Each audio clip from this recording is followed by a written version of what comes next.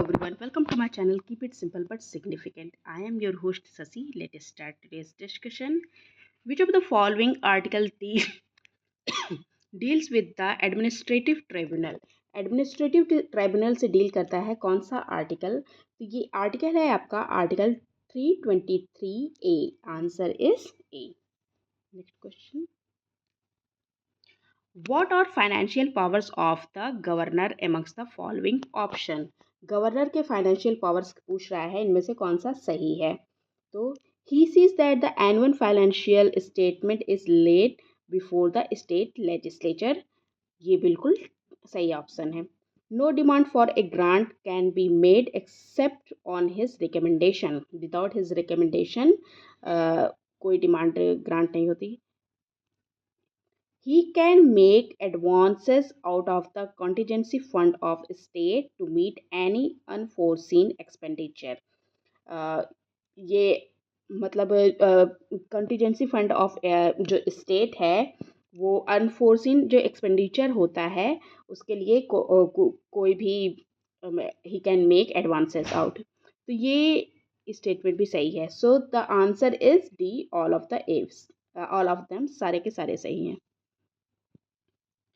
Which of the following bills are the bills the governor cannot return back for the reconsideration of the state legislature?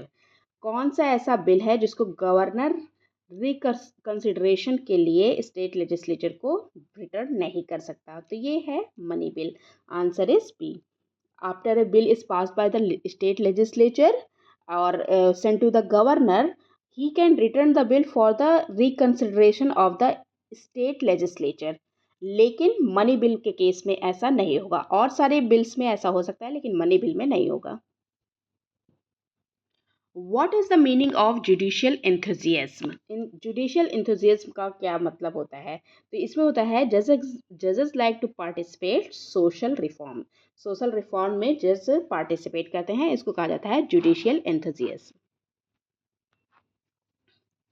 Who can extend the term of state legislative assembly during emergency? State legislative assembly का term extend कर सकता है during emergency. ये कर सकता है कौन? Parliament.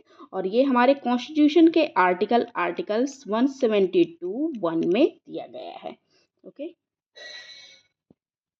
Which of the following has the power to transfer any case anywhere in India?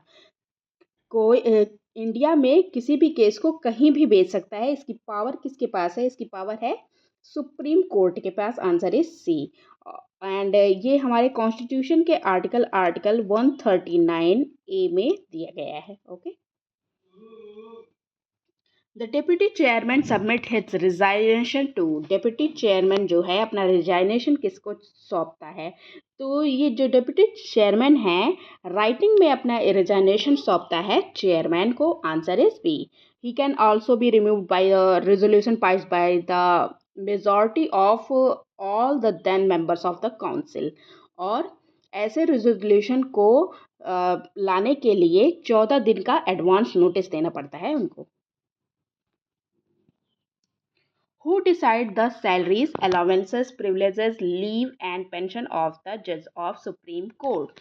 तो कौन डिसाइड करता है सैलरी, अलाउंसेस, प्रिविलेज, लीव और पेंशन जो सुप्रीम कोर्ट के जज होते हैं उनकी? तो ये डिसाइड किया जाता है पार्लियामेंट के द्वारा. Answer is C.